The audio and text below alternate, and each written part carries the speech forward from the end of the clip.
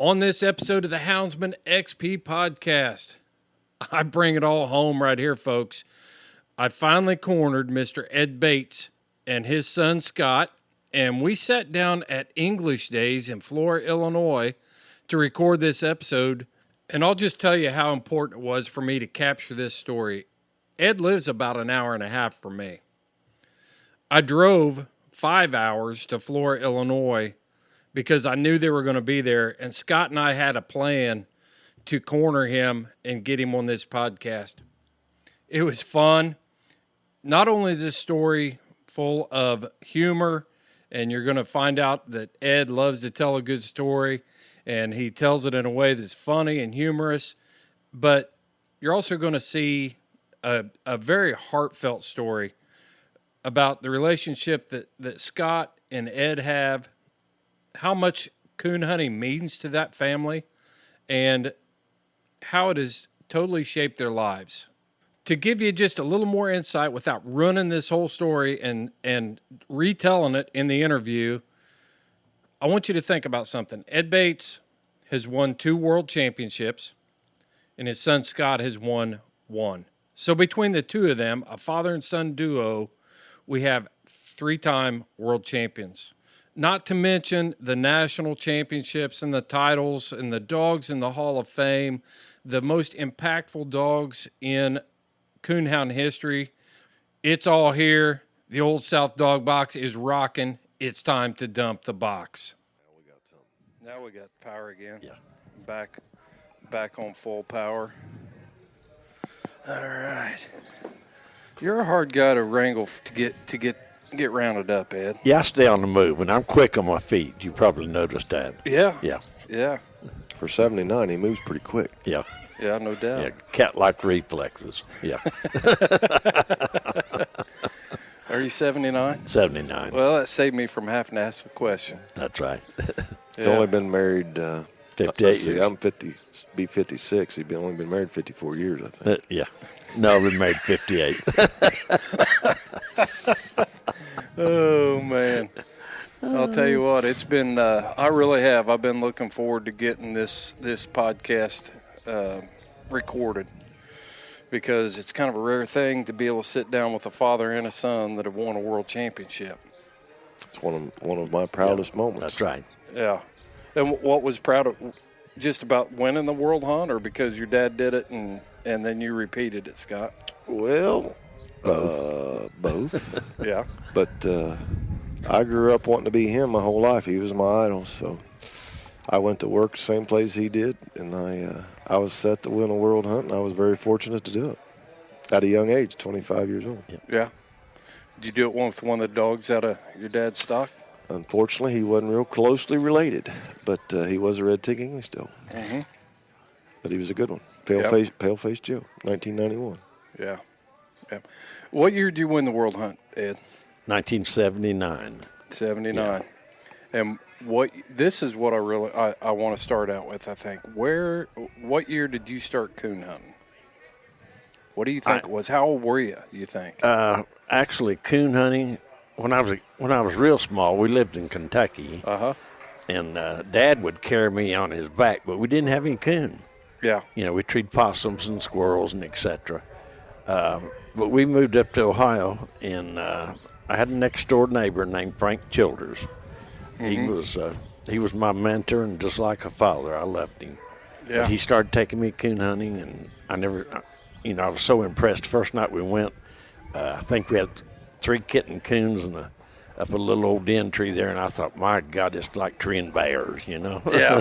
So you really don't remember a time in your life when you weren't hunting then, if your dad was packing you on your back? That's right. And stuff? Dad was a hunter. My grandfather was a hunter. Yes. Yeah, so that would have been what? My parents were 1941 is when, were you born in 41? 43. You were born in 43? I was born in 43, yes. I lost a couple years tracks on when, I know my parents were 46, and I guess I just realized they were 76 now. Right, so, right.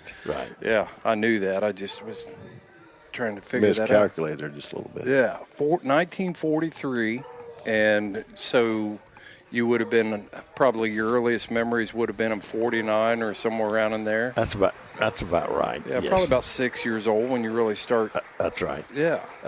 My neighbor, Frank Childers, he hunted red bones. In fact, I was probably about 10, and he took me to a night hunt, and he had a dog named Strong's Red Bud, and it was my understanding he was first red bone night champion dog in the world.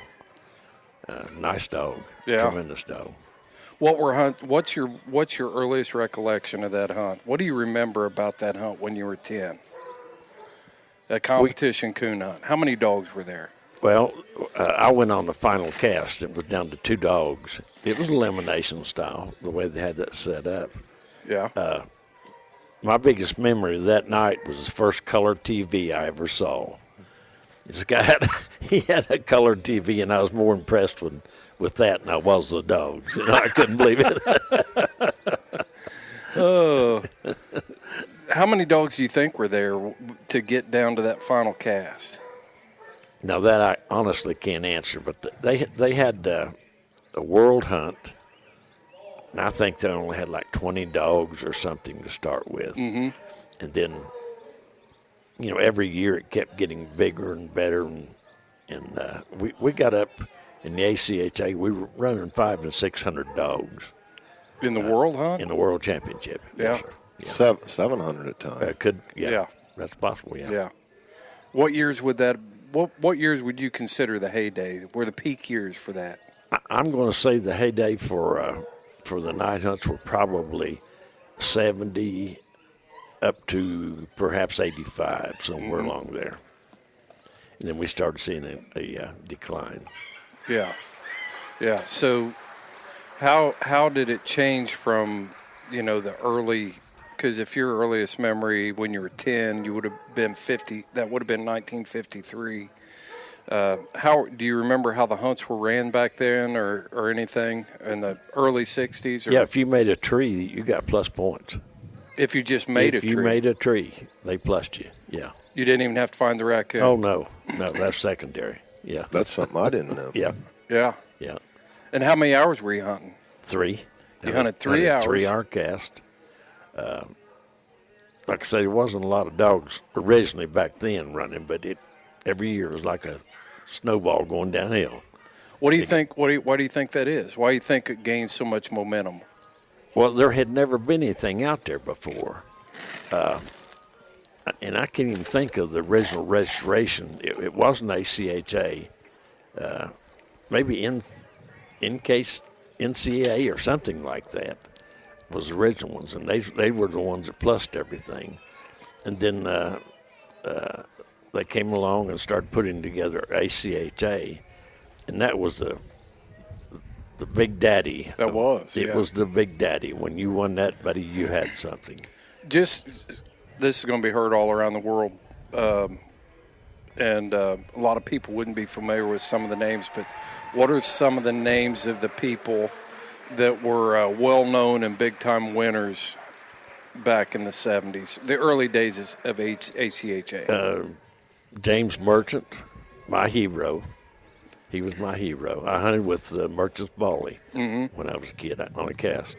How old would you have been at that time? Probably 10 or 12. Yeah.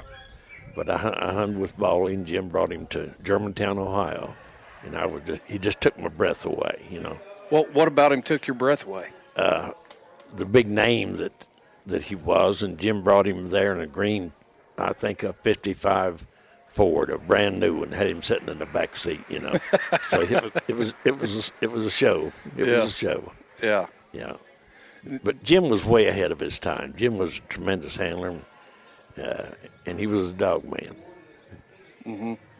Then we had on the Walker Dogs, Joe House. Had a bunch of good hounds. I mean, good dogs. What do you think about the type of dogs? I eventually want to get to the type of dogs we're hunting now versus the type of dogs that we were, you started out with. Right. How old do you think you were when you first entered your first competition hunt? 10. You were 10, yeah. So you actually, that one you went to. Now I wasn't running the dog in that. Uh-huh. But Frank took me to every hunt that was coming and going, and he had a whole pen full of dogs, and he would send me out there. And I started out, I was hunting red bone dogs, for him. So you were actually handling you didn't just go to a hunt. You were handling dogs at 10. Absolutely, yeah. Yeah. To interject on that, Chris, my first win was at 9. I won a cast, 9 champion cast at 9. Yeah. I used to have the old full cry. Yeah. Yeah. The full cry. I don't know whatever happened to it, but I was 9. So, yeah, he I got him beat there. I was 9, he was 10. Oh, you got one up on Dad, huh? That's right. That's the only thing I got up on him. What kind of dog were you hunting? That would have been a dog called Meeks John. I've heard of that dog. Meeks John was about as good a pleasure dog as you could ever ask. He didn't hunt out of the world, didn't have to. He just treated coons and sounded good. A kid, as they say, a kid could call him. Yeah. I promise you, a kid could call him. Yeah. I had 500 or 600. Describe that dog. Describe Meeks John. What type of dog was he? Dad, what do you? We're going to have the same story, but it's easy. A big, good-looking red tick dog. He was half Walker and half English. Boone Creek Mike. Boone Creek Mike went back to Banjo too. Mm-hmm. A tree dog. But see, they started that dog as a squirrel dog, and he was out of a little old red-looking female, a little red tick female. And, of course, they bred her to this Walker dog, Boone Creek Buck, that was out of Mike. Yeah. But they started him as a squirrel dog, and, boy, it sure didn't hurt him any, because if there was a coon out there, that sucker could find it. He was kind of a low-end strike dog, had the most beautiful locate and chop-mouth tree dog that was ever hung on a hound. Class act. Phil Meeks owned him, first time I ever saw him. And they had a set of, Phil had gotten him, and they had a set of bogus papers on John. And he had, Phil had put a first on him, mm-hmm. and he called me, and he wanted to single register him. I mean, he was trying to do it right. Right. And I thought, well, he don't have to do a whole lot for me as an inspector, because this man's, he's trying to make it the way it should be, do mm-hmm. the right thing. And he came up, and he had another gentleman with him, had a little blue English female, and you're supposed to take them by themselves. And he said, Sam, my buddy came, and is it okay if he hunts his female? And I said, well, yeah, I don't care, what the heck, Yeah. Like I said before, the guy's trying to make it right. And we went out there, and that dog treated 5 coons. That female never pulled an up bark, and he was standing up on the side of that tree like a big stud horse with every breath. And Phil when we got ready to leave each tree, he just said, "Come on, John," and he'd drop down off on that tree and walk right along with him until Phil sent him. Well, that sparked an interest to me, big time. Uh-huh. That's one reason he wanted to be an English inspector, I think. Possibly, yes. But that sparked an interest in me on John, and it took me a little while to do it. He made him a bench champion before I bought him, and of course his name remained Meeks John. But he's in the Hall of Fame. Yeah. Yeah, a real dog. And what year would that have been? That would have been 74 maybe. No, been about 76, 77, I think. Okay. Got 76. So that's after. Let's start. Well, I think we better start at the beginning. I think we better just start at the beginning, Ed, because Meeks John isn't where you got your start. No, the best dog that I know you ever had was a cash dog. Blue Cash. Yeah. Blue Cash. And how did you go from hunting red bones to? No, I didn't hunt red bones then. Well, I'm just saying You started out with that red bone, and then you end up becoming Ed Bates of the English breed. How did you get there? When did you get your first English dog? I was probably 15 when I got my first English dog. And I had a pretty darn good hound that I was running. Not an A-level dog by any means, but when Barbara and I got married, I sold him to buy us some used furniture. I think I sold him for $350. And I told her, I'm going to quit hunting. I've been obsessed with this sport all my life. Yeah. and I'm going to quit hunting. And I've probably walked a hole in the carpet that period I didn't have a dog. And she said, why don't you get you a dog? So I said, well, I'm just going to pick up some little trick, something I can hunt with. Yeah. And enjoy, I'm not going to go back like I did. Uh-huh. And I bought one. And I did that too. How'd that work out for you? Not too good. the first time I took it hunting, that thing started running up and down a ditch line, mopping and waxing. And a guy was with me. I said, if you want him, go get him. I'll give him to you. And he said, oh, I'll get him. I said, he's yours. I don't want him. But, I just I like a good hound, and I expect a lot out of it. Yeah. But I had a good walker female. This was probably in 66 or 67. I had a good walker female named Big Valley Jean, and I won the first 3 hunts I put her in. Yeah.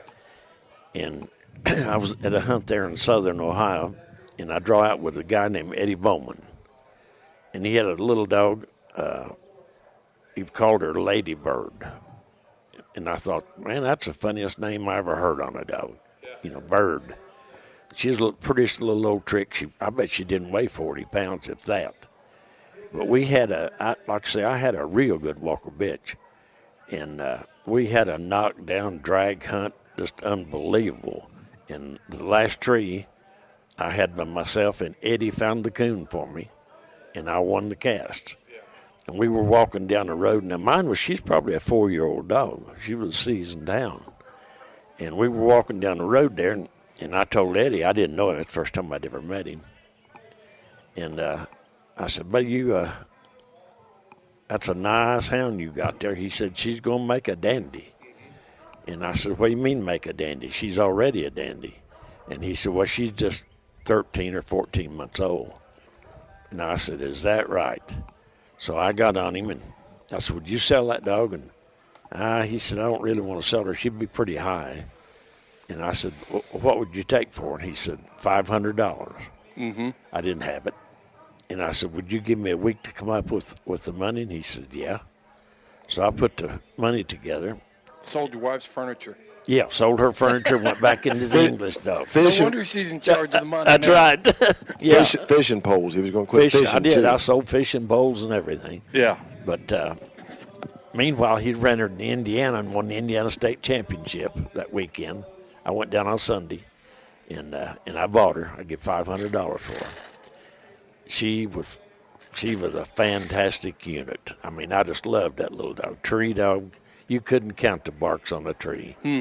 I took her to the first big hunt I ever went to myself. I think that was in 68 or 9. I took her to the U.S. Championship. Dogs everywhere.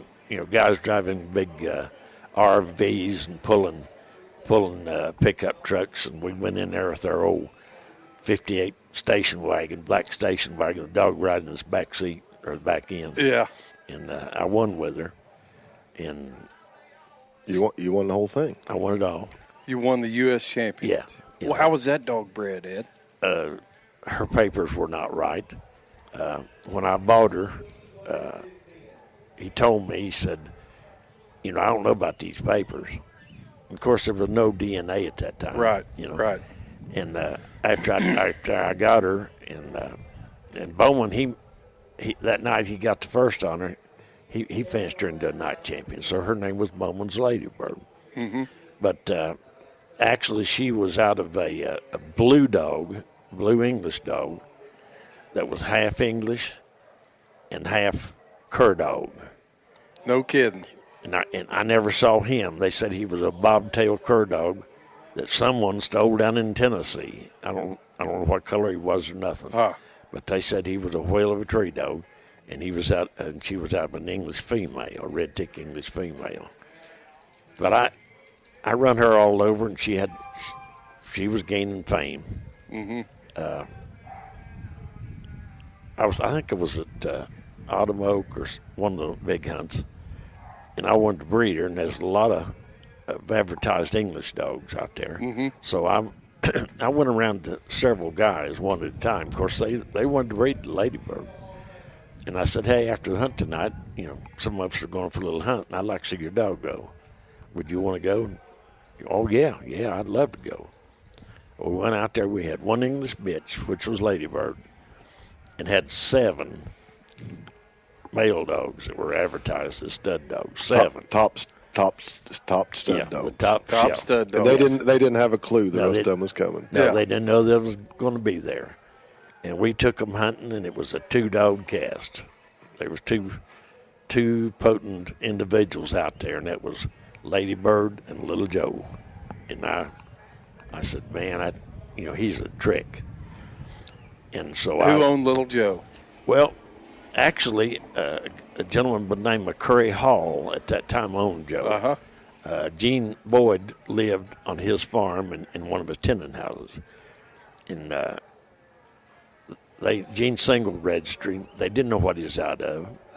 Gene found him at a trade days, and he called Mr. Hall and wanted to know if he could borrow the money. I don't know, maybe $150 or something. That figure's not right. I'm just throwing that out there. But anyway, it was a low figure. And Curry said, no, I won't lend you the money, because he said, you won't ever pay me back, Gene. He said, but if you want him, I'll buy him. Yeah. And so when I went down there, Joe was at Mr. Hall's house.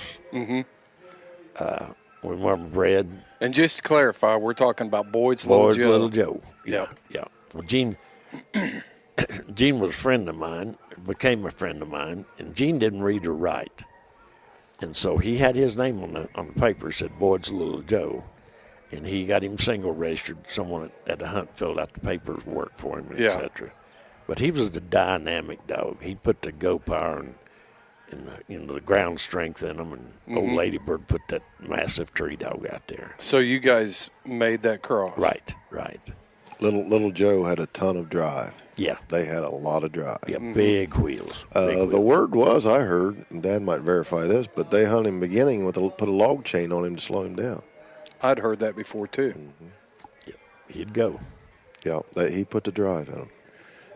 So that Little Bird Joe cross, what did that produce? I kept 4 dogs. out of that cross, puppies. Today they talk about early starting dogs. I took Cash the first night he was ever in the woods. He was 4.5 months old. I took him across my house, and I said, son, you'll never see a dog.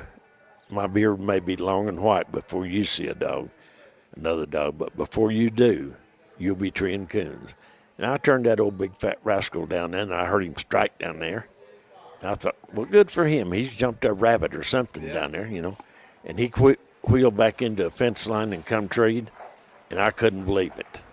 I thought, well, he's on that fence, And I went down there, and he was standing on the side of the tree. I mean, a 4.5-month-old puppy, every breath like he'd done it all of his life. So did he run that track the whole way? He ran the track. It was a short track, and no doubt it was red hot.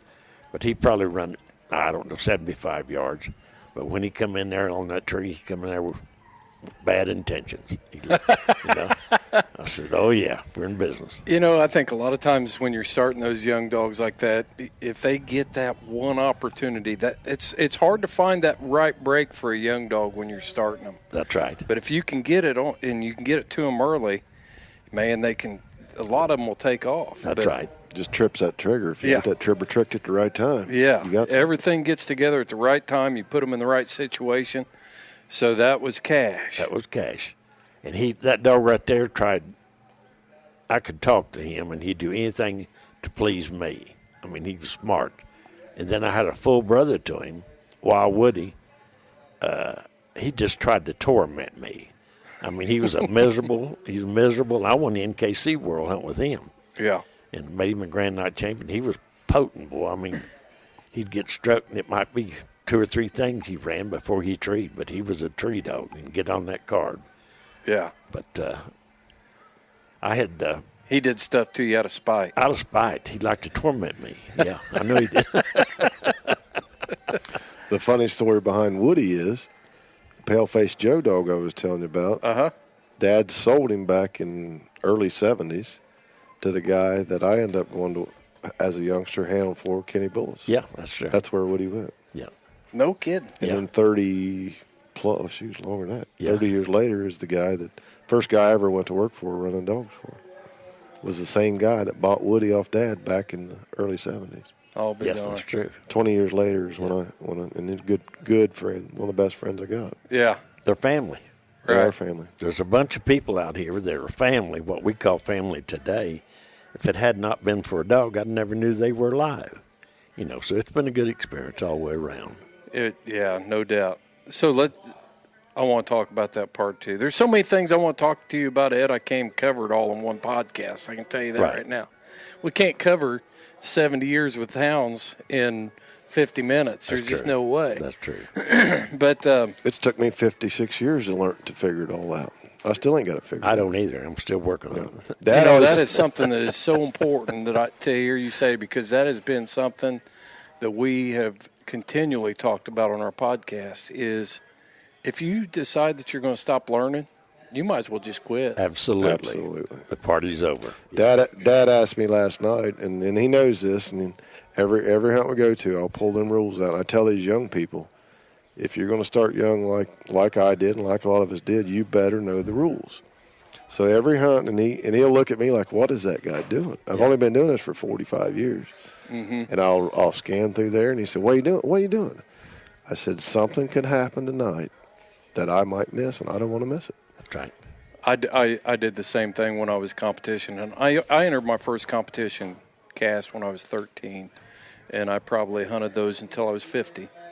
And still, you have the rule book. You look at the rules. That's right. If you get cheated out there, 99 times out of 100 is because you let it happen. Absolutely. I want to touch on that. Go ahead. Me too. And I'm glad you brought that up. This old world's full of negativity, and yeah, things are up and down, but I don't care what they say. I've been doing it since I followed him. He never went to a hunt that I didn't go to. I was backward, the first child. My mom was an 18-year-old, and you couldn't pull me off her leg. Not only was he backward, but he's pretty ugly too. Yeah. He's got a face for radio. Yeah, he does. He's a radio face. Yeah. They talk about wine, age and wine. I've come a long ways on that. But, there was nothing happened. I didn't absorb as a kid. So, that's all I've known my whole life. But the point I want to get across is I hear so much negativity, which negativity, just like a newspaper, it sells. Mm-hmm. But that's what it is. If you will know the rules, and I got several young guys, I like young people. Even at the AKC World Hunt, I got in the top 8 and should have been the Final 4 with people like Scott Engel, Greg Maynard, Eric Pyatt. Mm-hmm. And I really should have been there had I had things worked right for me. But every one of those guys, anybody can recognize those names, all at a young age come right out of basically the same training ground, same club. That's right. And I hunted with every one of those guys, and several of them they rode with me on the very first hunt they were in. Yeah. And I told Scott Engel called today, Greg Maynard called, good friends of mine, and I told them the whole time, guys, you got to know these rules. You're going to have to get along with people. Yeah. Engel and Maynard especially, they'll fight. They'll fight each other or whatever. And I kept telling them, and I told them today, I said, I'm proud of them guys. But I'm going to say the same thing, these young people that I told them young guys, and they went on to be way more than I'll ever be in the coonhound world. I'm proud of them, but I always force the issue that you better know the rules before you start, because if 3 guys go out there and they're mad at you, you ain't got a good enough dog to beat them guys. No. But the moral of that story is all this negativity out here that we feed on and we're getting cheated on, there's a lot to that, because if they don't, you can read, they don't know the rules. Mm-hmm. Those rules were put in place to stop those situations. But if you don't know the rules and how to use them effectively, you're going to feel you got cheated. Right. But I really want to force that to these young people, because a lot of the crowd's getting older. Well, it's like you can take any you can look at race car drivers. Dale Earnhardt knew the rules, and he knew how far he could use those rules. He didn't look at the rules and say, oh, well, we're allowed this much draft. So I'm going to back off even farther so that I can stay inside the rules. That's not what made him great. No. It doesn't matter whether you're coaching a football team, you're turning a coon dog loose, or you're a Major League Baseball player. Knowing those rules and knowing that edge, it's like a cliff. You can go to the edge, you just can't go off. That's right. And it's those people that know where that edge is and are comfortable walking on it. And that's when we've all been there. We've seen these guys come back from these casts. It's like, every time they come back in and they didn't win, it's like, I got cheated. And then they get on the internet now and they start talking about being cheated. You weren't cheated. You weren't prepared. That's what was really happening. Exactly right. And the truth of the matter is, we talked about this today, there's going to be casts where you draw 3 guys on the same tree. I can tell you what's going to happen. There ain't no sense. The rules, here's what it says, 3 out of 4. It don't matter if there's a field mouse or there's a butterfly. You take your licks and you move on. That's part of it. There will be a little bit of that, but don't let that stop you because, man, we just made so many friends and so many good people. And some of my very best friends come right out of these coonhounds. They're a funny bunch. Coon hunters will fight each other and try to kill each other, but I don't mess with them, just like brothers and sisters. Yeah. Good people. You watch one of them come up with a kid that's sick, and they need money. They need money for hospital bills. They won't ask you for it. No, they won't ask you for it. But somebody in that crowd will put on a benefit hunt, a benefit dinner. I've seen it time and time again. Absolutely. Out of this crowd. So anybody that says that it's competition, that's what it is. That's right. We're just having a good time. That's right. But let's get back to Cash. I do want to go back to Cash because we've got a lot more story to tell here. You've said it, but was Cash your favorite dog you've ever hunted? In my eyes, he's the best dog I ever hunted. Okay, that's what I was wanting. Right. Yeah. Now, like I said, I kept 4 of those pups. Cash is in the Hall of Fame. Little Bird's in the Hall of Fame. Wild Woody. I won the world hunt with him. They had an English World Championship hunt also that I won with him. And the other one was Big Dave, and he won Walker Days. I mean, none of them were pushovers. That was a tough club right there. That's pretty good for 4 pups to keep. That's right. No kidding. Yeah. Same litter. Yeah, and all of them were Grand Night champions. Yeah, they were strong, super strong. Yeah. They had a guy who would hunt a lot 7 nights a week, too. That's true, yeah. I never caught that trait. I stayed away from that trait. And I respect that. I was obsessed with the game. Barb pretty well raised our kids because Dad's on the road running the dog. And Scott quit for almost 20 years to raise his kids. And I respect it. He's a far better man than I was. Well, there's another reason behind that, and he may not remember, but when I started having kids, he said, don't do what I done. That's right. And he told me that. I never forgot it. Yeah. We struggle. I tried to work for him. This only guy's fired me 20 times. Oh, more than that. I'd fire him about every day. And we rode together an hour, and I'd have to set in a truck. But I listened to what he said. I raised 3 fabulous kids in the family. And that wife he's talking about as a mother, they don't make him no better. Yeah. My dad was in business too, and he always told me, he says, you're a good tear-out man. But it came a time when he said, we're coming up on summer break. I think I had graduated, and I was getting ready to start working for him. He goes, you're not working for me this summer. I was like, what am I going to do? He goes, here's a name and number. You're going to go work. You're going to go find another job. It's time that you learn how to work for somebody else. Right. And I went and worked in a plastic bag factory that summer because my dad wouldn't hire me. Yeah. That's about right. It's the best thing that ever happened to me. Yep. It really was. That's true. And he knew it. But I knew the problem. A lot of the problem was he knows a lot. Maybe more than one man should, but not quite enough for 2. That's true. Is what I always say. Yeah. But even at 8, I started for him at 15. He fudged my, with the company, he fudged my paperwork to show I was 16. Yeah, put false papers on it. Yeah. You false papered your son false too? Papered him, both of them. Him and Mark both. I false papered them. But I learned a lot right there. Yeah. Now we would butt heads because I knew more than he did and then maybe not 15, but by 16 I probably knew. I was pretty sure I knew more than he did. Oh yeah. Oh yeah, he was a handful. Absolutely. Yeah. Absolutely. He said I acted just like my mother, but that wasn't true. No. You can tell by listening to us where my problem's at. Yeah.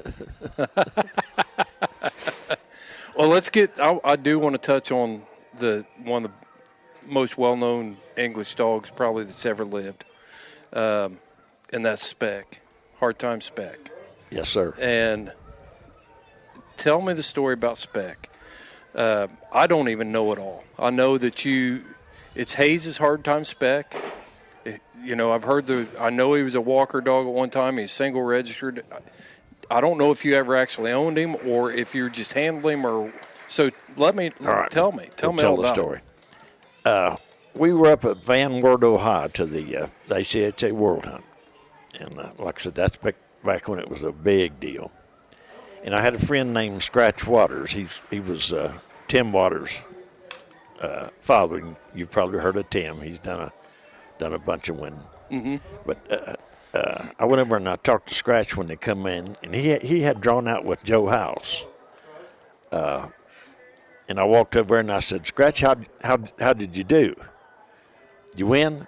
He said, Lord, no, I didn't win. I said, did Joe win? He said, God, no, he didn't win.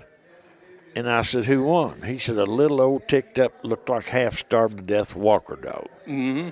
And he said, we was out there in them big 100-acre cornfields beating and banging. And he said, that thing would slide out of there and get treed and have it. He said, he wore us out. And I'm pretty sure that he was a high dog the first 2 nights. Mm-hmm. Now, I may be wrong on that, but I want to think he was. Well, the 3rd night, they called his name. The handler didn't show. A no-show. And really? With 2 cast wins at the World Hunt, and may have been the high dog. Like I said, I'm not certain on that. But I'd been out there talking to that guy a little bit and looking at that little old skinny dog. And I walked out there, and that guy was laying in the cab of that truck. He was either drunk or OD'd or dead or something. Mm-hmm. But I spoke to him, and he didn't move. So I just got away. Well, we came back in, and Russell Wagers was there, and my friend Calvin Hayes. Mm-hmm. And I said, of course, I think I was running John, Meeks John. And I said, as soon as this hunt's over with, I'm going to check that dog out. The guy that owns him was named Houston Carter, and he lived in Tennessee. So I went on run 2 or 3 more nights until the hunt was over. Well, Russell went home, and he jumped on that phone, and in some way he got a hold of Houston's phone number, and he called Houston's house, and he talked to his mother, and he said, I met Houston up at the World Hunt. He was up there with his dog, and she said, you didn't meet Houston? And he said, was he coon hunting? Got a dog named Spec? She said, he coon hunting, and he's probably got dogs. I don't know what he's got. Mm-hmm. But she said, he's in prison. So it wasn't him up there. Yeah. Well, Russell, he got a hold of the prison. He talked with her, found out what prison he was in, and he talked with Houston, and he bought him over the phone. And Houston said, take the money to my mother, and I'll call her and tell her where the dog's at. Are you kidding me? Yeah. So Russell, he bought the dog from somebody that was in prison. He was in prison, yes. The guy running was not Houston Carter. No, it wasn't Houston. They thought it was. Yeah. He kind of identified as Houston Carter, but Houston Carter himself was in prison. He was locked up. No kidding. Yeah. Where was he? What state was he? Tennessee. In Tennessee. Yeah. And at that time, let's see what Spec's name was. Tennessee Spec. That's right. Tennessee Spec. Well, Russell got him, and he had, I don't know what he gave for him, but he got that dog, and down there in his kennels, he had Wager's Stylish Lipper and Hard Time Spec standing down there side by side. And he'd got him in the 73 5, yes. He got him in the winter of 75 and 76. But he called Calvin early, maybe March or April. Well, Calvin had a night champion female up there that Russell wanted to breed this stylish leopard. And he called Calvin, and they worked out a deal. And anyway, Russell got that female. And I don't know if there's any money transferred. I never did ask Calvin. But anyway, Russell got the night champion female that he wanted to breed to leopard, and Calvin got Spec. And that was in 76. Mm-hmm. The biggest real problem right there, in my opinion, was Calvin got him because Ed Bates was not going to buy a Walker dog at that time. Yeah, that's right. I tell you what really happened there. Mm-hmm. But Calvin had him got him in 76, and he won Walker days with him. I don't know what all he won, several hunts with him. But in 77 then, he'd had him down there over a year. Mm-hmm. In 77, we went to World Hunt, and he was running, he had Spec up there and Finisher Jake, a good Walker dog. And he come over and told me, he said, I'm done. I'm selling every dog I've got. And he'd had a bad outing. Had two very good dogs. Two top had some dogs. Bad luck. No, Finisher. Jake's Finisher. Jake's Finisher. Jake. He was out of a Finisher. Yeah, he was out again to finish. Okay. But a real dog. Yeah. And I said, you going to sell them all? He said, I'm selling everything. I'm done. Hold that thought, Ed. Check out Cajun Lights at CajunLights.com. They are putting together a super light for you. They've got several models. They've got all kinds of hunting stuff down there. And Cajun Lights just opened up a storefront there as well. And you can find all that information over on CajunLights.com. High quality gear with top of the line customer service. Also, check out Dogs Are Treed at dogsaretreed.com. Leashes, tie-outs, paws are protected, dogs are hydrated. All their gear is top of the industry standard. You don't want to miss that. And I put these two together because LW is actually going to start carrying Dogs Are Treated stuff. So you can shop over there for that stuff as well on their website. But when you go to dogsaretreed.com and enter the promo code HXP 20% off at checkout, you're going to get 20% off your entire order. Let's get back to this interview with Ed and Scott Bates. I said, what do you want for the Spec dog? And he said, $4,500. I said, I'll take him. That's a lot of money at that time. That's a lot of money. You betcha. There goes fishing poles and everything else again. No, I had sold. He had a little bit at that time. I had sold, yeah. He'd worked past the fishing pole. Yeah, I got past that and had a little bit of pocket change, Yeah, a little walking around money. But what I had done that same day, I'd sold Hop Sing to Clarence Bannister down Fuller's Hop Sing. Yeah, Fuller's Hop Sing. Yeah. To Clarence Bannister down in Georgia for $4,500. And Calvin was there when I sold him. Oh. So he knew he knew that I was loaded, buddy. Yeah. He knew it wasn't going to stay with him long. That's right. Yeah. So that's how you came to own Spec. That's how I got him. And I won English days with him. God, I don't know what all I won with him. But in 78, I got him 77. And 78, I won 5th place in the World Championship with him. Mm-hmm. And then came back 79 and won it. And which registry was that? ACHA. ACHA. Yes, sir. Yeah, yep. I just wanted to make That's sure. back when it was still big. Yeah, I don't remember exactly. Where was 78 at? Where did they hold that at? Was that Arkansas? Arkansas. 78 was in Arkansas. And then Norwalk, Ohio in 79. Yes, that's right. So was he a registered walker before? Calvin transferred him. He was a full-blooded registered walker. Uh-huh. His papers were right. He was out of Clay's Duke King on the top side, who was a sailor-bred dog. Mm-hmm. And on the bottom side, he was out of Dot Spot, and she was a banjo-bred dog. So he was bred to reproduce. Yeah. And as soon as I looked at his papers, I thought, boy, this sucker should throw something. Uh-huh. And I was right for once. How long had the English and Walker breed had probably only been split for, well, by the time Spec was born, less than 20 years? Wouldn't that be right? Probably close. It was 45 when the Walker split off. And And then, 45. So it's been about 30 years. Yeah, about 30 years. So even at that point, and Spec looked like an English dog. I remember the old pictures. He was a ticked up dog, yeah. Yeah. Well, and I always wonder about the name Dot Spot.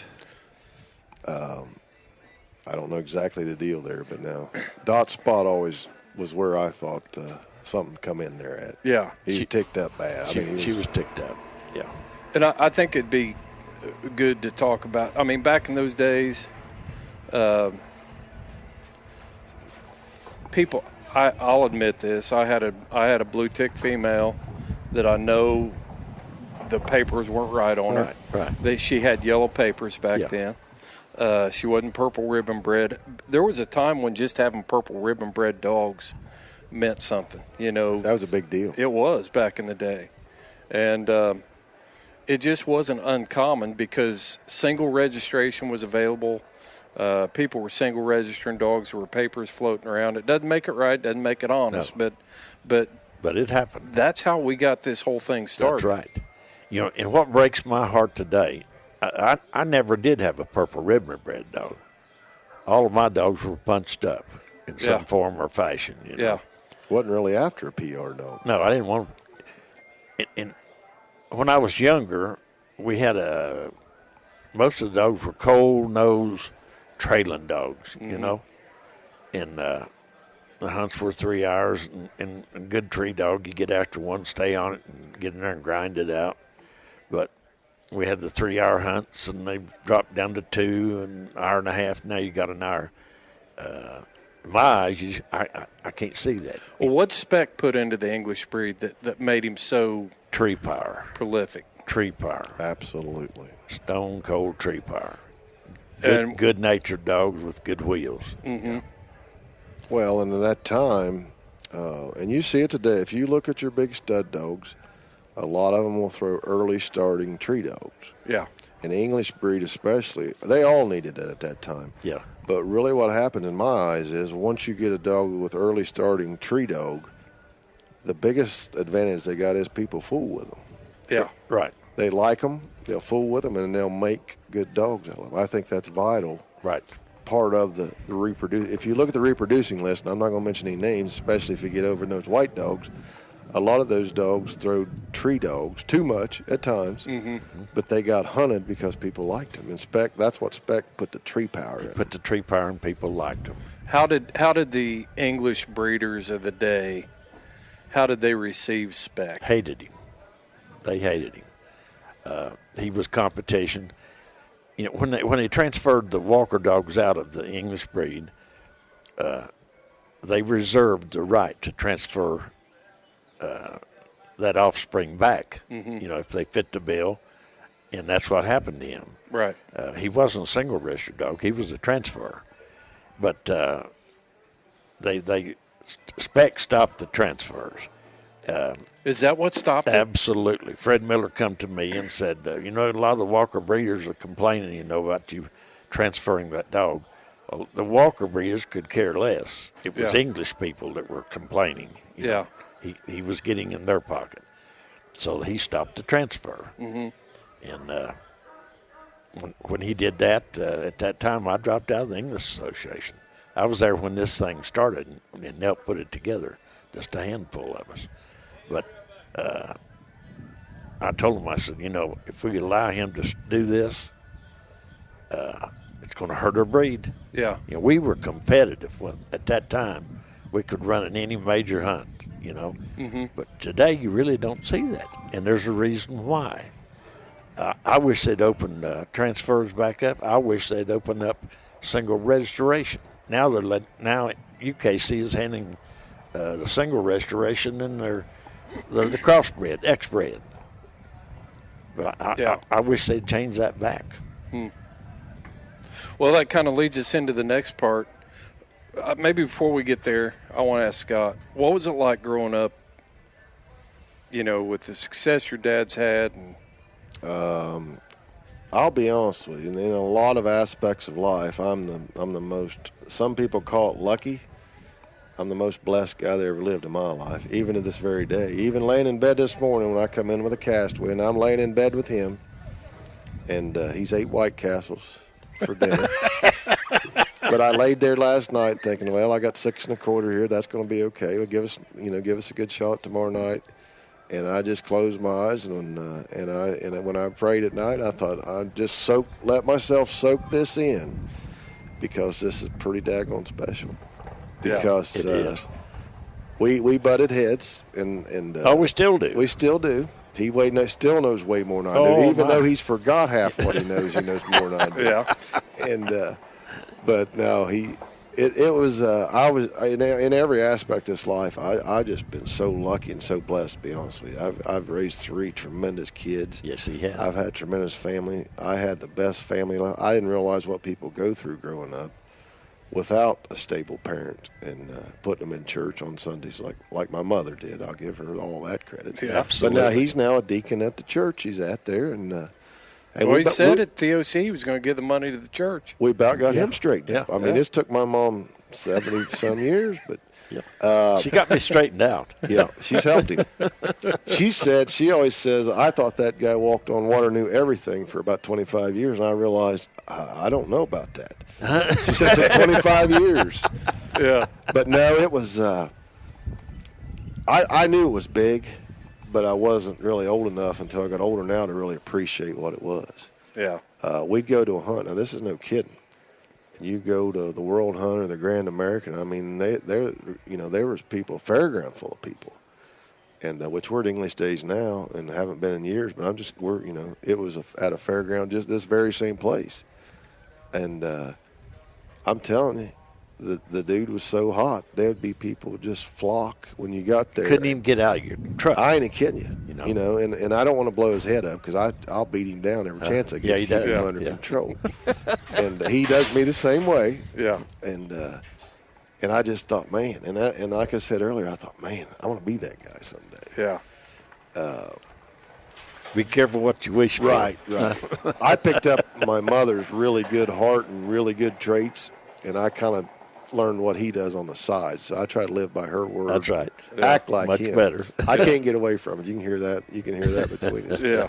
But I mean, it was, and I did not understand the fact of people, strangers. There were no strangers. Back then, you won the World Hunt, or even from the time, from Cash. But he built a big house in about 75 probably? 76 and 77. And the upstairs was just like the downstairs. 2 bedrooms, kitchen, living room, bathroom. Yeah. And there would be people coming. Me as a kid, there were times where there were people there, I don't know, sometimes you breed every day there for a while. Back then, that's what they did. They came to the world champion. And there would be people come from anywhere, Mississippi, Arkansas, Florida, Georgia. They'd come to our house, and they'd set that table, and they'd get that dog bread, and they'd go into them stores and get late. And they said, well, we're going to have to go get some motel. I said, no, you're going to go, got your rooms downstairs. And there were strange people, and me and my sister talk about this, and brother. But we were in a house full of strangers that we'd never met 3 or 4 nights a week. No kidding. Yeah. Now, I can't imagine, unfortunately, my ex-wife, I can't imagine bringing strangers into our house and staying and her cooking and cleaning and just like it was. But it was just the best thing that happened to me because I like people. Right. And I don't know any strangers, and it was the best thing ever happened to me. I didn't realize how big it was. I knew he was good, but he was a competitor, and he's still, you can tell right now, he's still a competitor. Mm-hmm. And it was just something else. Well, that leads me to my next question, Ed. What's kept you doing this for so many years? I mean, you still enjoy the competition side of it and being competitive. I know you're not out there hooking and jabbing in the casts anymore and things like that, but something about this still draws you to it. You're going to the TOC. You're coming to English Days. You guys are running a hound right now. I mean, she's laying right here in the box behind me. What's kept you in it this long? Just the love of the sport, I guess. People. And the people. The people. I like Let's be people. honest, it's the people. We hunted last night and come in here and went over to the kitchen, and we sat over there. Cast members laughed and made fun of each other. And, we made friends last night. I know we did. I'll promise you we did. Yeah. There wasn't a question on the card or harsh word. And I really don't know. You know, I hear people all the time saying they got screwed on the cast. That's putting it mildly. Yeah, that's putting it very mildly. I don't see that. I don't see that at all. We get beat. Bad breaks. There's breaks. Yeah, we have bad breaks, but we don't get screwed. You know, Right. We lose. We win some, and we lose some, and it don't matter. Sometimes we lose more than we win, but I'd say they probably screwed us there. How many females do you know how many females were bred to Spec over the years? Off the top of my head, no. I believe registered dogs, Spec had 1,280. But now, I bred Walker dogs, a bunch of them. Guys paid the stud fee, and they left with no paperwork. And where they went or what they done, with them, I'm pretty sure what they done, but Right. that was none of my business. I bred Walker dogs, blue ticks. I had a daughter out of Spec. Did you? Yeah, I sure did. I did not know that. What did you do, kill her? No, she was a whale of a tree dog.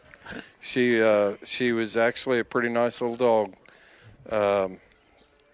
I came home one night from work, as a matter of fact, and I heard a dog treed down the river bottoms and walked down there, walked back to the kennel and realized she loved to hunt. She was a hard hunting dog. She could move a track. She was almost dead silent on track. She was almost all white, had a black head and a little bit of red on her head, but had a few body ticks on her. But she was a whale of a tree dog. Yeah.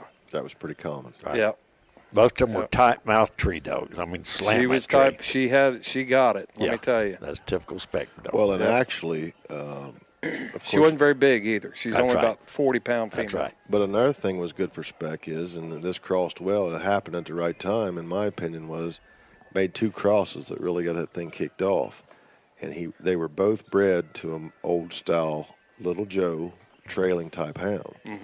And the first two litters, because I was there for both of them and got them all, most of them started was with a little dog that I had, which was directly out of Little Bird, which was Cash's sister, which was Little Joe. But Bates's Redbird that was Little Joe crossed on Spec. That was one of the first crosses really made. And the second one was directly off Little Joe, called Carstner's Tina. Yeah. And that's where those were two tremendous litters at the right time, crossed on trailing dogs, which resulted in multiple Grand Night champions, hard time gun. I mean, I can't even name them all. But then the other cross there was with Carstner's Tina, was world champion hard time Hannah, 84 ACHA world champion, directly off Spec and Carstner's Tina. Let's just name some of the dogs that go back to Spec, and then we'll talk about Cash too. But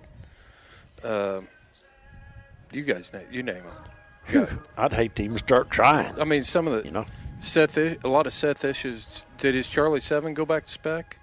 I tried to get him set down and work on that. I think doesn't he go back? I'm sure he does. What about the Main Street Roy dogs? The Main Street Roy dogs. Or the Main Street dogs? Actually, me and Stanley were friends, and Stanley started that right out of the same place that I was talking about. Me and England Maynard and Timmy Waters and Pyatt was Seaman, Ohio, back in the early 90s was strong. I drawed Stanley the first year he started with a female called Red. I drawed him 10 times, and I think I beat him probably 10 times. But he probably had a better dog. And he told me, he said, I've learned a lot. He said, you've beat me with my dog about 9 times in a row. But Stanley come a long ways from there. Yes, he did. And I'm trying to remember. Did Stanley ever tell you about getting beat by a mountain cur in a PKC Open event the year he won the? It's hard to tell because Stanley put more work in than probably any man in recent history. He won. What was it? The highest money winner hunting open events with Roy. Yes. Yeah. Going to open events. And they all went back. National leader race is what he won. Stanley would go, and I kind of had started having kids in then. So, the first little bit of Stanley there, the first year he really started is when there was just a lot of training went on in Southern Ohio right there in the mid to early 90s. A lot of good dog men come out there. But I hunted with Spike, which is what Roy and them were out of. We went to a hunt one time up there around Jamestown, and nobody showed up. And Stanley was one of the 4 or 5 of us there, and we put up money and had a grudge hunt with 5 dogs in one cast. And the reason I remember that is because Spike ended up winning. He treated the only coon. It was bad. And but I can't remember exactly how Spike was bred. I think he was out of Sunny. Okay. And he had there was a lot of dad stuff. But everything you look at, and there's been some tremendous lines of dogs. And I told Dad he ought to, congratulate them guys and Larry Wilcox. I think all of those guys. I wanted to go to the cast side of it because when you start looking at that little joke, bird cross that you made. Right. Briar Creek dogs. I mean, I know Jim Ridge had done tremendous. Jim those were cast. done a great job. So's Larry. Yes, there's just so many of them. Swamp Rooster's mother was a grandson. I was talking to Gail Flowers the other day. And I was looking at a pedigree that he had on. Can't remember the dog's name now, but it had cash in it, and a lot of the Boys Old Joe's a few times in it, and things like that. But I actually had the first dog I ever had was an English dog that had either Ladybird or Little Bird in it, and Boys Old Joe in there. It had to be Boys Old Joe Ladybird cross. Yeah, right. Yeah, that's what and it was like a grand pup of that cross, and that would have been the early 80s, so that would have been about the right time frame for that. That's right. I would like for him to sit down and we're going to order some big sets of papers. This Tennessee stud dog that he's got now, the male dog that Jerry Norris has hunted, done a real job for him with. I got the 6th generation, I guess it is, and it's right there. Spec's on there a time or two, but it's I want to order some papers on some big dogs to where we can really track down a lot of those lines because I seen Sergeant's Blue was on his papers, which Sergeant's Blue was a grand pup to Cash. Mm-hmm. And a funny story about that is we were at a world hunt. I think it was Pine Bluff, Arkansas. It was. And of course, I was that kid. I was the maintenance man. I fed dogs from the time I was 5. I mean, I took he didn't even know which ones was which half the time. Yeah. I was the man on the plan, and I'd run around. I wouldn't say nothing, but I come around the side of the building and I told him. I said, "Hey, come here." He said, "What?" I said, "Cash. There's a pup out of Cash or something standing right over there." Nobody knew who Sergeant's Blue was. Mm-hmm. The first year he come about, and he got in the Final Four that year. But I said, Cash is standing right out there. And I was just a young guy, a kid. He said, "Do what?" I said, "Come look and you'll see what I'm talking about." But we walked around the corner and I could tell he looked and he said, "Golly." There stood old Cash. It was Cash standing there. No kidding. Yeah. And he asked that guy, said, "What's that dog out of?" And he said, "True Cash." And Dad said, "That's out of old." True Cash was out of old Cash. Yeah. But there's just so many dogs you look at on there, and I'm thinking that's where he come from. I really want to study that at some point.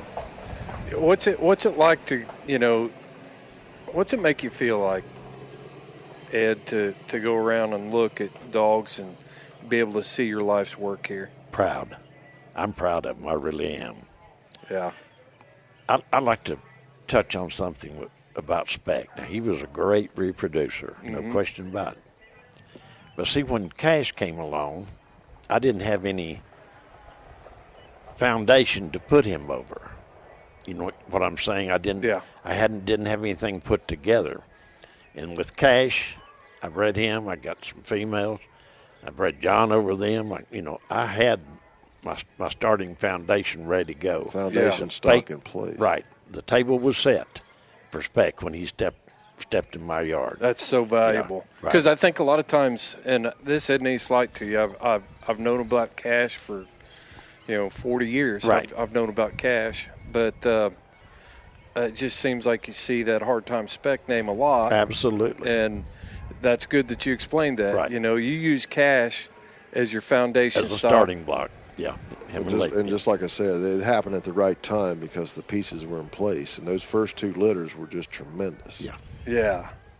And there was a young guy out there about 12 or 13 that hunted them every day, all day long. I will take a little credit for that. Right. I had Hard Time Hannah that won the World Hunt, and her and a littermate to her, and I walked to my grandma's house, which was across the field, and they got after some cats at about 3 months old. and the rest is history. I That's hunt right. him all day long. Every one of them I burn out. All he'd do is chew a tree. I'd hunt him all day. Mm-hmm. And but Hannah come on to win the world hunt, done Yeah. well. Were you handling her? Nope. Who won the she world was hunt she with was her? mine, and I got her up and going good. And she got to about a year old, and that's all I had. And she was mine, and then all of a sudden she became Dad's, and he put a handler on her. Yeah. Farrell Yeah. Fields took her over. Yeah. I gave Farrell half of her, and then he sold her to Shorty Bevel, and Shorty won the world hunt with her Yeah. 1984. in '84, ACHA. ACHA. Yeah. And the same year I won Grand American with Hard Time Gun. Same year. Wow. Which was out of that Redbird Redbird Cross. Cross, yeah. Which one do you win with Gun? Grand American. Grand American. Yes. Okay. Gun Yeah. won English Days. He had 1,400 and 100 Yeah, I English won Days. English Days with him. I won the U.S. Championship with him. Gun was a powerful unit. Yes, he was. I mean, a fast, explosive. explosive dog. Yes. Never got bred. He was in the shadows too much. But Yeah. Yeah. So, all right, let's wrap this up with the question that I wanted to ask you. We talked about it a minute ago, but what are the biggest changes you've seen from when you started to now in styles of dogs and things like that? Well, that scorecard time is pretty much demanded a change. We've seen a lot of ambush style dogs now. Mm-hmm. It just and also probably the biggest thing is independence. The big dogs, the big winners are stone cold independent. They're not going to back anything. They're Yeah. going to go their own way, and you just don't see a lot of covering, and it's hard to score. You put four of them rascals out there. I don't care if it's a 2-hour cast. You might have to walk 3/4 of a mile this way and a mile and a half back the other way to the other dog. Right. Yeah. Well, that's just like last night. I mean, we were in coon, but that's the kind of dog we developed and we got to have. So I score 6 1/4 on 3 coons, but that's all I can get done basically in 2 hours because, we're going here, we're going there, and it's tough. Yeah. 6 1/4 is a pretty good score. It is. Yeah. Yeah, for what we hunt now. That's right. For what we've got, it is. Yeah. Yeah. Would you prefer to have the dogs like Cash back in the day, or taking all the scorecards off of it and what the demands it is for competition? Which style of dog would you rather hunt? I'd take Cash back in a heartbeat. Would you? No question about it, yes. Yeah, we could compete with Cash, but there wasn't a lot of them out there that could, I'll be honest. So you think Cash could come, if you could recreate him today, he could compete today? I could drag him out tonight. Yeah. I can tell you what he's going to say there. Yeah. Huh? There's no doubt what he was going to say there. Yeah. He would still he would be pretty sure at 79 in Cash at 3, he'd still go here and beat these guys. Yeah. Yeah. And probably could is the sad part. Yes, I think so. So that style of dog hasn't really changed that much. No, but there wasn't a lot of dogs like him. You know what Yeah, I'm saying? Very, yeah. very, very few, if any. Right. So he was ahead of his time. Right, he was. Powerful Yeah. on both ends. And was what I'll he tell had you going. another dog that I had that was way ahead of his time was Hard Time Spider. He was about the first deep and lonely and have it dog that I knew of. They may have been around somewhere else, Yeah. but he was a cast winning son of a gun. You wasn't going to score a lot with him, but he's going to win that cast. Yeah. Yeah, he was exactly, and that would have been in the mid-90s. Yeah, He was exactly like as good a big-time winner as you got right now. yeah. He's Wow. Yeah. Going to go, if you had Garmin's back then, you're not going to be able to tree him off one, but at least if you know kind of which direction, what hillside you need to be looking at. Right. But Right. he wasn't going to bark on the ground hardly, and have every single coon that he treed. Mm-hmm. Period. I went one year there when they stole the pale-faced Joe dog from me, and Dad hadn't hunted him in a year or two, and I went over I retired him. and I said, Too old. I need a dog. And I went over and got him. I was about half sick. Somebody stole my dream there with a Joe dog. And I went over and got him, and he's fat, and started hunting him. And then I went that whole year and I ended up, and I didn't go to that many hunts. I just went what was close, but I think I ended up second in the state that year. Yeah. And I'll bet you I probably I probably went to 15, 16 hunts probably. I only remember losing one time, and that's when he run a locust storm. I mean, it was just that. It was just that kind. Yeah. I'm sure I lost one or two, but I don't really remember. Didn't lose. I mean, just couldn't hardly lose. He won second in the UCHA World Hunt. Yeah. On a calling contest at the end that beat him. He was way ahead of his time. Yeah. Hard going fast. As fast from point A to point B as anything he'd ever turn loose. Yeah. Had every one. Well, what advice do you have, Ed, for some of these guys out here that want to breed good dogs or have good coon dogs or get involved? Any advice that you want to give to some hunters out there? Don't be jealous of your competitors. If someone that you can't stand has got a dog that fills the bill for you, breed to it. It's not going to happen overnight for you. It sure didn't me. Right. And biggest advice I'd say is go forth, enjoy the sport and your fellow man, and be proud of yourself. Yeah. Just do it right. Yeah. Just do the right thing. Do the right thing. Be a man of integrity. That's right. Yeah. I like that. That's true good story. stuff. Your job Well, is to push your dog. You're a dog and a handler. Your job, in my opinion, is to give him all you got, but make sure you do the right thing. That's Yeah. right. It'll haunt you in the end if you don't. Don't sell your soul for a cast win. Absolutely. Man, you can never you can never recover from that. That's exactly right. Sell. It's hard. Respect is hard to earn, but it's easy to lose. That's right. You can sell it cheap if you want to. Absolutely. Absolutely. There's just so much, there's just so much to gain here. Enjoy it, and there's lifetime friends here. There ain't nobody here. There's a few people. You're running some bad ones, but man, this place is full of good people. Good people. Good people. Yeah. Yeah. And that's the major part. Dogs come and go. Right. People stay. And a person that continuously runs into a bad guy, he's probably looking for him when he goes out there, Man, I've said that so many times to people. You can find a fight wherever you want. That's right. Everywhere you go, fights are easy to find. You can find them. Yeah, It's easy. absolutely. Yeah. Yeah, you go at it at the right pace. Yeah. You're not going to find many people trying to cheat you. Now, most people are Now, stand-up they're out people. there to beat you. If you don't know what's going on, they're out there to beat you, and that's your fault, not theirs. Yeah. Yeah. Well, I can't tell you. I'd drive 4 hours when I could have drove an hour and a half to Chase get me this down. podcast. Chase us down. I did. I decided that I know they're going to be at English Days. They'll both be there, and I'm going to drive so I can get this interview. I really have been looking forward to this, and I can't thank you enough. We Boy, really I tell you appreciate what. it. We And appreciate it. And I told you this before, but when you first called, that's been a year or two ago. Yeah. I've got it written on my refrigerator on my erase board. Your name is still on there from that time. I've been after him that hard. He even took a shower this morning. Yeah, I did. Is that yeah, right? I combed Really my did. hair. I Yeah. thought it was going to be a video. I combed my hair and everything. He did. I'm He said, I sorry. need a hat. I may need a hat, Yeah. he said. Man, I'll get you a hat. Looked like $1 before- million. You're going to get a hat before you get out of Right. here. Yeah. Now, Lindy's sitting over here. If we take any pictures, Lindy Dixon, he's been around since 78. He hunted with old Cash. In 78, he was right here. John. But we have to leave his hat on because his wife said he didn't look good without a hat. No. Yep. Would you mind snapping a picture of us while we're? I'll post this on our social media stuff. Just sit there. They'll get us in midstream. We're not even done recording yet. There you Okay. go. So, We don't want to miss anything. but Hey, we could go on for 2 or 3 days. oh my gosh, Yeah, I could sit here and do this for 2 or 3 days with you guys. But I know you got to get ready for hunting tonight, and you didn't just come over here to talk to me, Ed. Everybody wants to talk to you. So. But Everybody but me. I try That's to right. avoid him. Yeah.